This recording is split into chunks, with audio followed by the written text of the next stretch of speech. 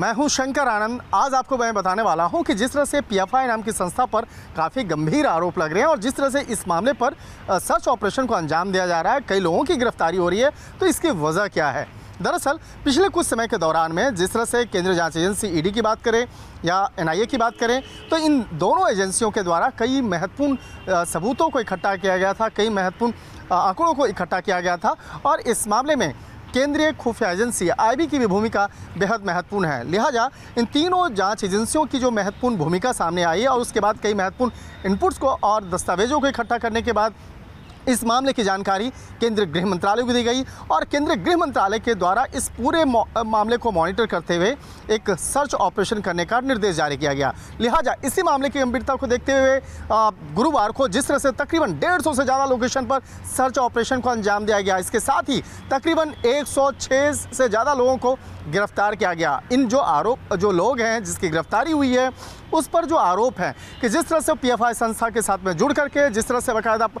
विदेश से काफ़ी फंड इकट्ठा कर रहे थे और फंड इकट्ठा करने के साथ साथ उसका दुरुपयोग भी किया जा रहा था और दुरुपयोग हो रहा था भारत विरोधी गतिविधियों को अंजाम देने के लिए। किस तरह से उस फंड का दुरुपयोग, इसके साथ ही जिस तरह से उसकी भूमिका है वो काफ़ी संदिग्ध नज़र आ रही थी। लिहाजा इसी मामले की गंभीरता को देखते हुए 106 से ज़्यादा लोगों को गिरफ्तार किया गया। इसके साथ ही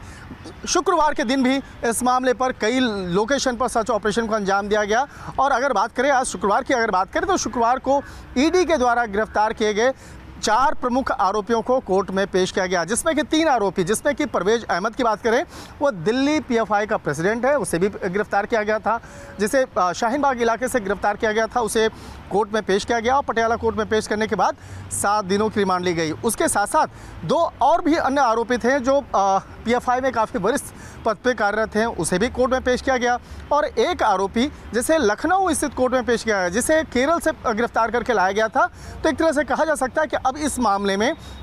जितने भी आरोपी हैं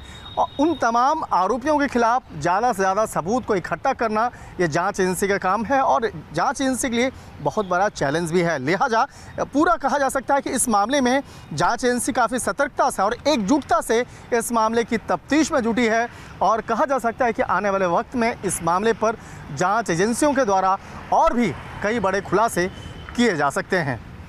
वीडियो जर्नलिस्ट नरेश के साथ शंकर आनंद, न्यूज़ 18 दिल्ली।